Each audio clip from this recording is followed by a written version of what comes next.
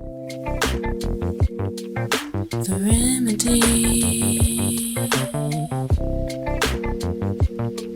The remedy. What's underneath the situation you don't realize? So let's examine with a critical eye. Put on your glasses and let it magnify the truth that lies hidden under all those lies. Cause everybody has nobility, and if you look beyond what your eyes can see, you'll see they're just like you and me, and now we're giving you the remedy. Welcome to the Remedy Podcast. This podcast is a project of WEBB Squared, a North Carolina nonprofit that works to increase wealth for Black businesses through connection, network, and opportunity. Our host is Stephanie Terry, the Executive Director of WEBB Squared, and our co-hosts are Associate Director Rinnie and myself, Mashallah Salaam. I am the Media and Production Specialist. In this podcast, we hope to bring consciousness to the racial divide and speak on emerging new narratives about race. Thanks for joining us today. We hope you will enjoy the podcast. Good morning. You have such a sing-song voice, Stephanie. Welcoming everybody to our recording session. I felt like singing this morning. I should take this piece of gum out my mouth. Who chews gum at 8:30? I got some feedback on our podcast, and my friend's like, I just want to hear information. I don't really want to hear your banter. And I'm like, I'm sorry, but we're going to banter. That's our welcome, and that's our opening. Yeah, who just jumps to information? He or she, whoever said that, can turn to a government broadcast. Yeah. Just watch the news. I said, we get into some deep stuff. You just have to be patient because we like to laugh and get ourselves warmed up in the morning. Absolutely. So how's your week going? How's everybody's week going? Yeah, my week is going good. Yeah, I've been asked to help out with, children's classes and junior youth a lot recently. Good. What about you, Rinnie? It's been good. I've been managing to get outside with some friends and do some hikes during the day. I'm finding that my work routine is really great. Like, I love to work in the mornings and I get a lot done. And then by 1 o'clock, I'm like, I need to be outside. And so I'm finding some rhythm here, Nice. That it reminds me, we had this program a while back with our Commonwealth meetings, and the guy was talking about finding your natural rhythm is going to help you get more productivity done. And I feel like that's what I'm discovering for myself as we do this work that we're doing. Awesome.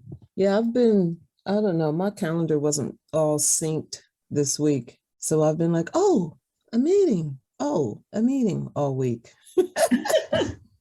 It even happened just now this morning. But I'm good. Mm-hmm. So far, all the meetings have been fantastic. That's good. So anyway, what are we talking about today? So before we start talking about what it is we're here to talk about today, Stephanie, we have a grand opening coming up of our web boutique and thrift store. Yes, we do. It's on Juneteenth. There's so much activities this Juneteenth here out in little Pittsboro, North Carolina. We've got our grand opening of our online boutique and thrift, and it's going to be a pop-up at our site where we have our office, our headquarters. So I'm excited about it. And if you are listening to us and you are in North Carolina and happen to be in the Pittsboro area, come on down and check us out. I also have to do a shout out because on that Saturday, we're having a really big Juneteenth celebration with a sister organization that we work so much with named CORE, Chatham Organizing for Racial Equity. And there's going to be bands and music and dancing, and there's even going to be a spades game. Can you believe that? A what game? Spades. Oh, the card game? Mm-hmm. A tournament? Yes. I play spades. Yeah, well, you need to come out. You need to come out. So it's going to be a lot of fun that Saturday. And then that Sunday, we're going to be hanging out at the plant. So definitely come and check us out. And guess what? Even if you are not local, you can go online to check out our store online. So Yeah, lots of fun. Yes, it's webboutique.com. And it's on our Awesome. website at webbsquared.org. Yes. Okay, well, thank you for sharing. And I'm excited. This will be my first Juneteenth celebration, by the way. I didn't know I could celebrate it, but I'm going to celebrate it with you all this year. Yeah. Truthfully, I didn't even know about Juneteenth until like maybe 4 or 5 years ago. So isn't that crazy? You're not the only one, Rinnie. And I still, if I still have to unpack it. But there's probably we should talk about that one day. There's some interesting history about Juneteenth. There's a lot of history about it that I don't know. So we should probably invite someone on to talk about it, because it started in Texas. Like it was something with the kidnapped and enslaved Africans in Texas not knowing the legislation that had passed or being kept from it or something around that. But yeah, I would like to learn more about it. I can't talk intelligently about it. Challenge accepted. I will try to find a guest who will join us at 8:30 in the morning to talk about it and maybe give us some history in the next week or so. That'd be great. So, topic of the day. We're still hanging out in this identity, right? Yeah. So I have a question for you, Rinnie. Sure. When did you begin to develop like really know who you were, like who you are, not based on like your family saying who you are or your environment telling you who you are, but like when did you start to like really just become your unique self? Do you really want to know? Seriously. I would say it was like the pandemic, the first year of the pandemic. Really? Yeah, because like I was stripped away of everything. I'm living alone in a little house in North Carolina, and I lost my job. I lost my community. I couldn't reach out to like friends and stuff because everybody was hunkering down. Nobody was going out. And so I'm just here by myself for the most part. And that's when it's like started stripping away all of my previous identities and who people thought I was.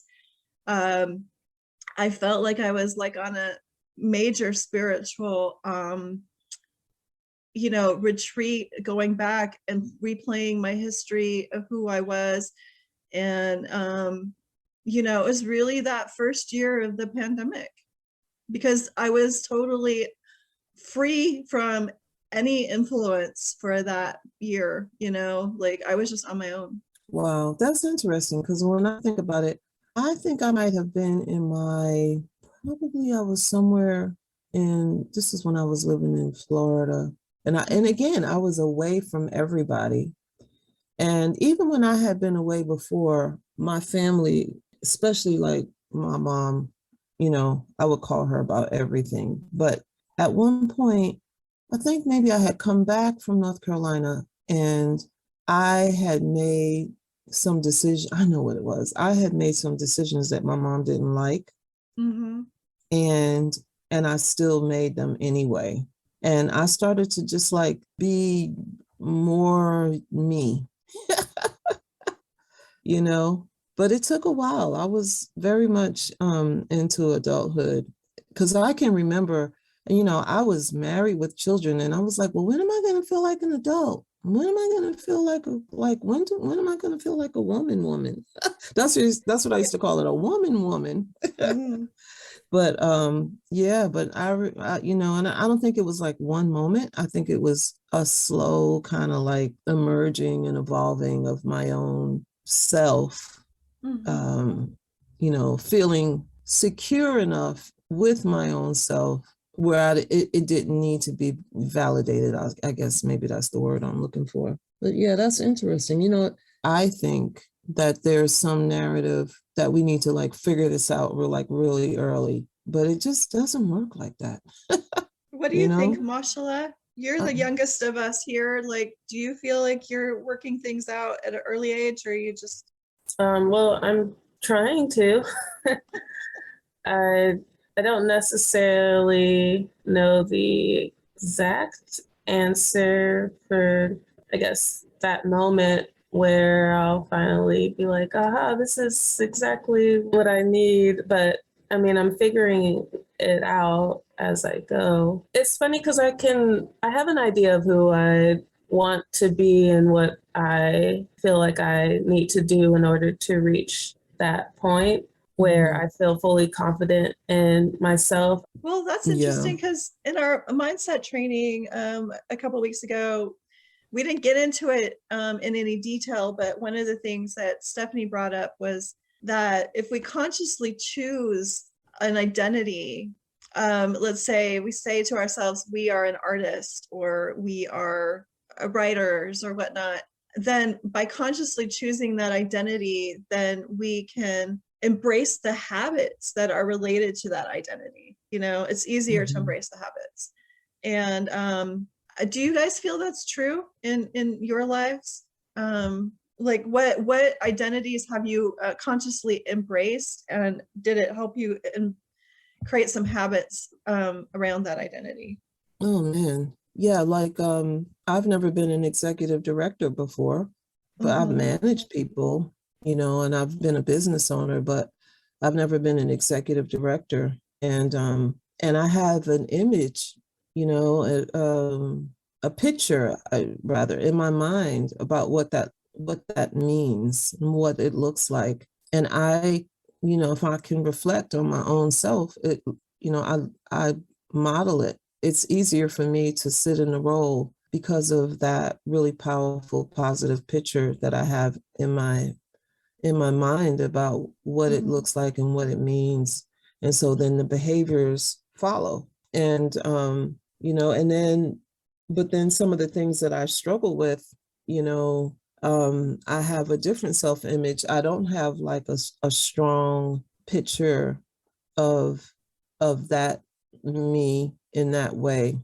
And it's and what I'm learning is that when you don't have that image of you know what you want to express, it's really, really difficult to model the behavior that you want. That's what I've found. Like if you've got like negative self-talk or like a lot of you know, fear around something, it's harder to overcome those images with behaviors that are expressing what you actually want to do.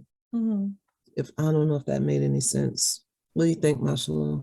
Well, I noticed for me, I would choose the identities that felt easier to not have to put myself out there, just in regular situations. But I noticed that I would always get opportunities to express myself, whether it was through someone wanting me to make a speech or go to an event and meet people. And, you know, I would always break through that shyness or what was perceived as shyness and make those connections regardless. And when I really figured out that, wow, I'm actually pretty good at this, I don't know if I even need to hide behind that perceived shyness anymore. Maybe I should work on becoming who I truly feel that I am, because I know that I am able to, you know, make those connections and get things done, and that I'm able to speak in front of people, which I actually found that I really enjoy making speeches. Good. What do you think, Rinnie? Yeah, so with this whole work that we're doing and with coaching people, the coaching identity is new. And so, you know, it's like preparing presentations, like I'm doing a presentation later today on self-care and self-compassion, and I'm putting this together, and I'm like, do I walk the walk? Am I, self-compassionate? Mhm. And so I have to think about that, because it's like, if I'm teaching it to people, am I embracing that identity for myself? And so it's just this interesting sort of like conversation I have with myself. Like, if I'm not actually like embodying this for myself, like what kind of, who am I as a coach, And so it Mhm. is really kind of like making me choose to find affirmations to help me go through the day. I didn't do that before, but I'm encouraging people to do that. And so it's like, by embracing the identity, I'm actually having to live it. And I think that that's kind of fun and exciting. I have a question for all three of us that's just kind of swirling around. Uh-huh. It may be I don't know how good this question is, but I'm just going to say I'm talking in rough draft, y'all. So, in terms of identity, the identity that is like truly in this moment, like who you think you are, right? The things that you're not expressing for whatever reasons. That's the question. Like, what are the reasons? Like, what are you most afraid of? Like for me, I'm like the greatest, grandest version of myself in this moment right now, right? I think I would have more healthier habits. I would do more self-care. Yeah, I would rest and play a lot more. Mm.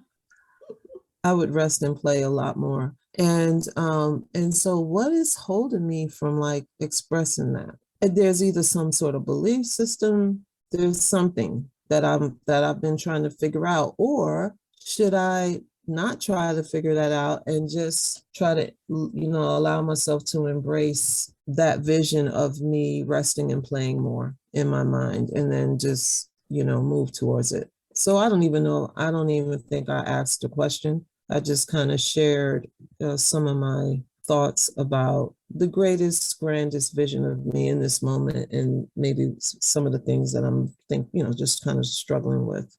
I think it's easier to kind of stay on the sidelines so that people won't be able to really have that opportunity to judge you. I think that as you get older and you kind of come into yourself a little bit more, there becomes a point where you're like, can I just say this? You just say it like, I don't care what anybody else says, like, fuck it. It's like, I'm just going to be me, and Yes. you step into that and you're just you. And, if they can't accept you, it's like what you said last week about, don't cry over what somebody else is going to think. I can't remember how you phrased that last week, but it's just be you. I felt like I held back a lot of my meanness for so long because I wanted to be safe and comfortable, and in the process of being safe and comfortable, I still lost everything. I lost a community. I lost work that gave my life to. And because of that, I had to struggle with identity. Like, who am I really? Because when everything's kind of stripped away from you, you're like, wait, I was kind to people. I worked hard. Like, why couldn't other people see that? And, I think when people kind of exit your life that way because they don't see who you are, it gives you the opportunity to really step into like your you-ness and your uniqueness and your full self in a way that you can't, just playing it safe and holding back. And the people who love you, like Stephanie said last week, people who love you are going to love you, and they're going to embrace you fully for being, your full self. So Yeah, here's a remedy pearl that a dear friend of mine, her name was Suzette Faith Foster, and she told me this, and I never forgot it. She said, "What other people think about you is none of your business. Who cares?" And I was like, wow. When she said that, I was like, you know what? It was hard for me to embrace that in that moment from where I was, but I was like, I'm going to believe that one day. And I'm at that day.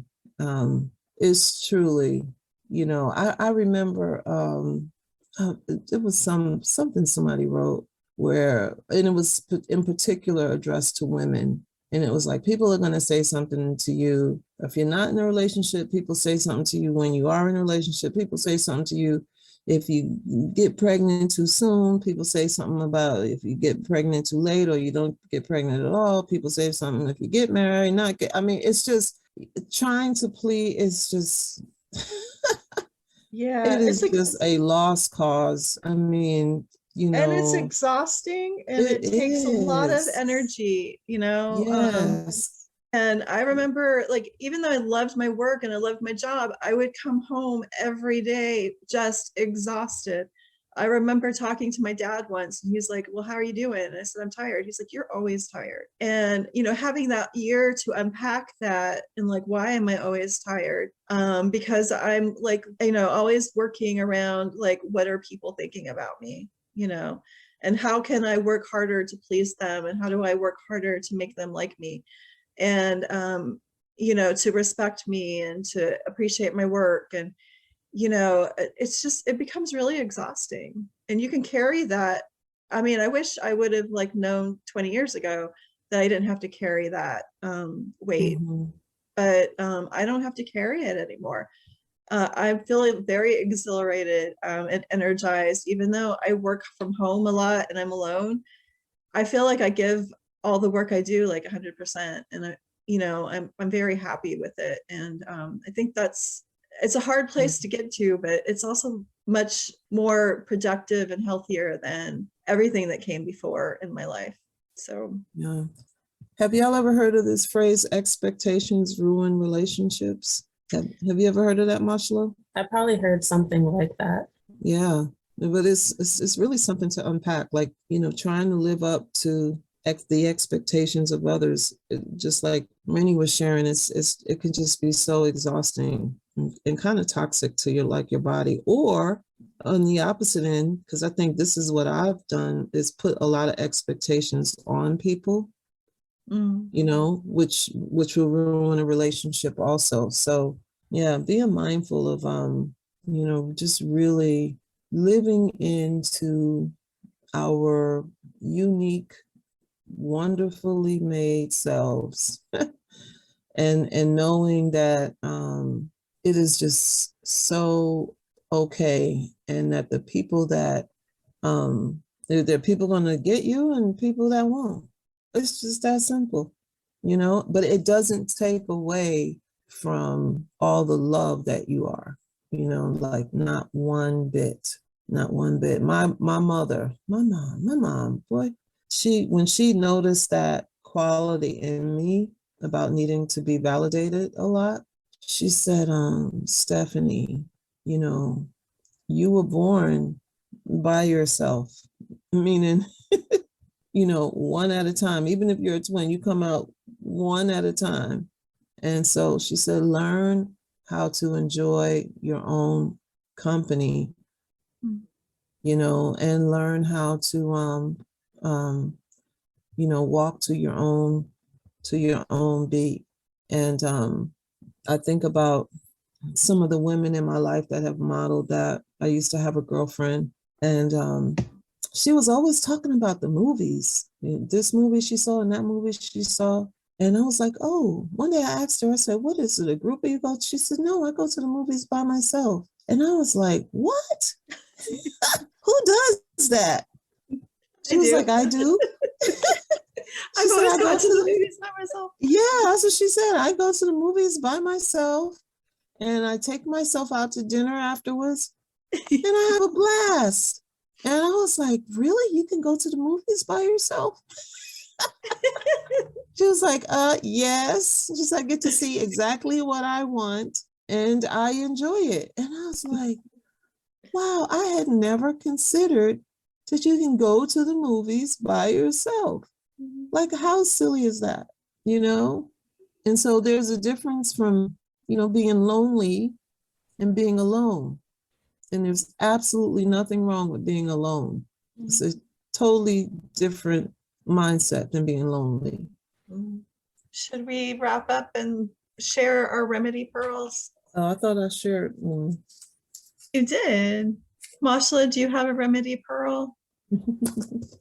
So, there are two sides to that fear of being bold.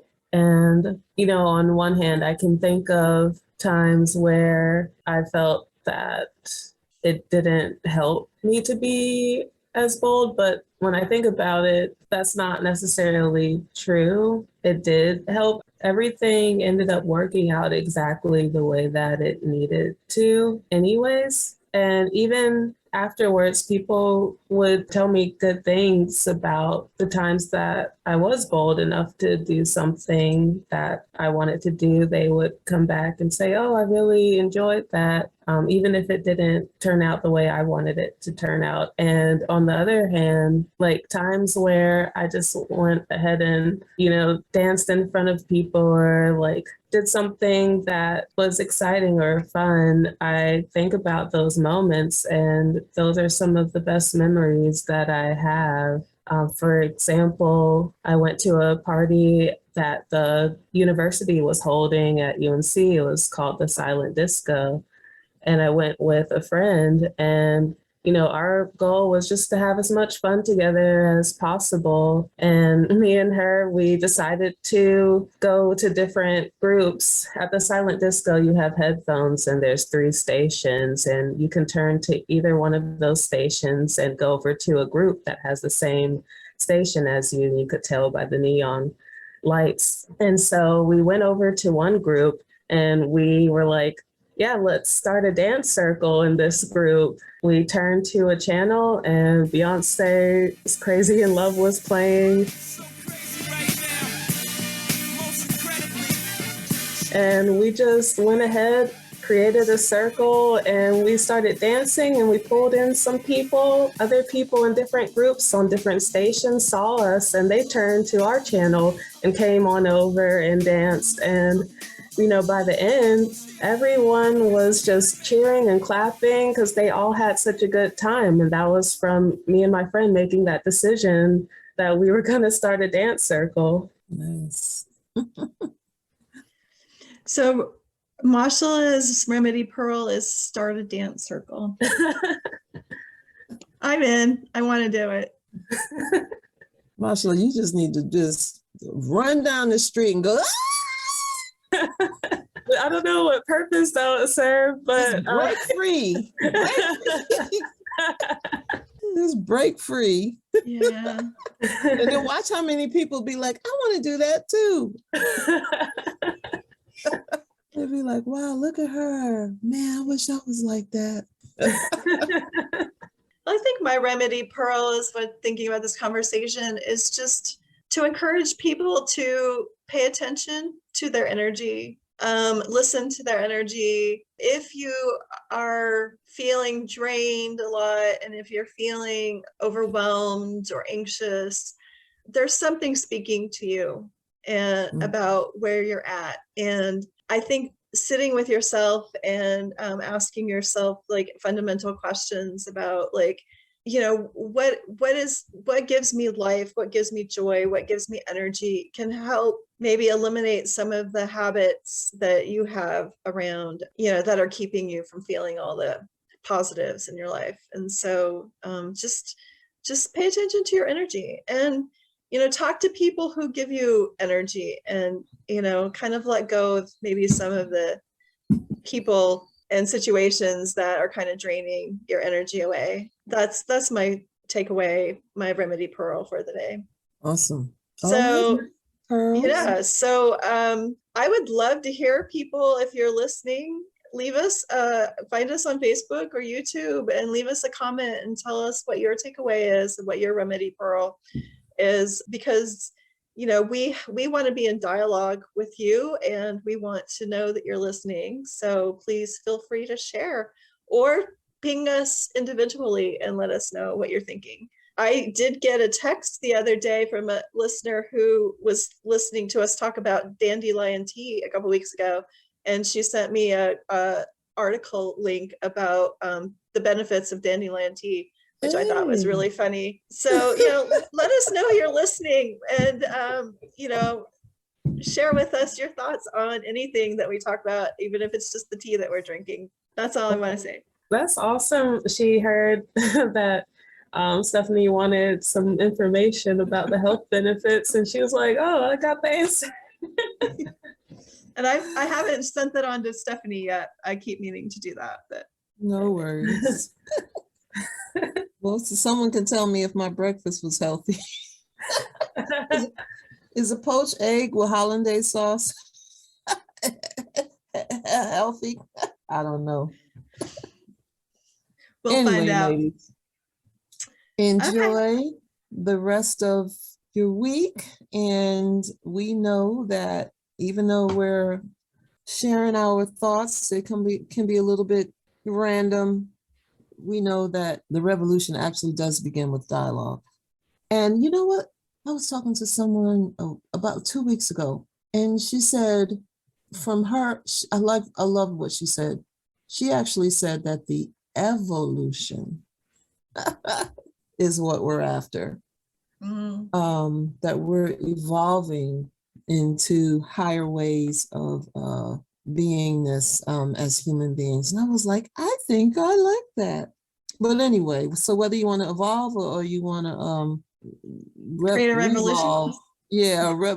Start a revolution. Either way, it begins with talking.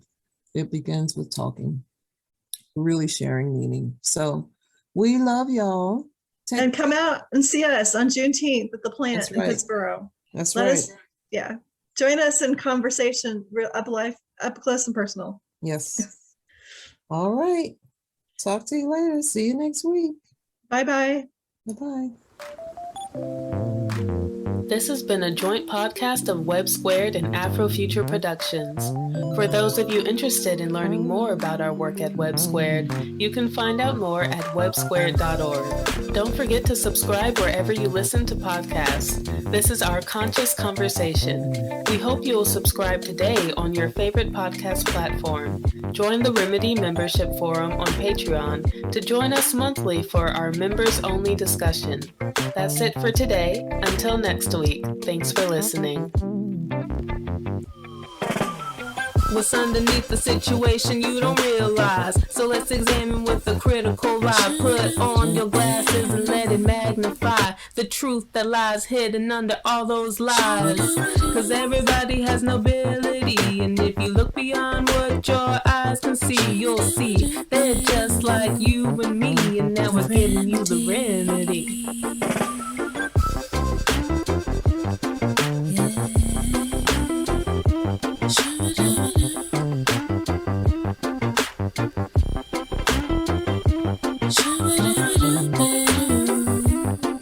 Yeah.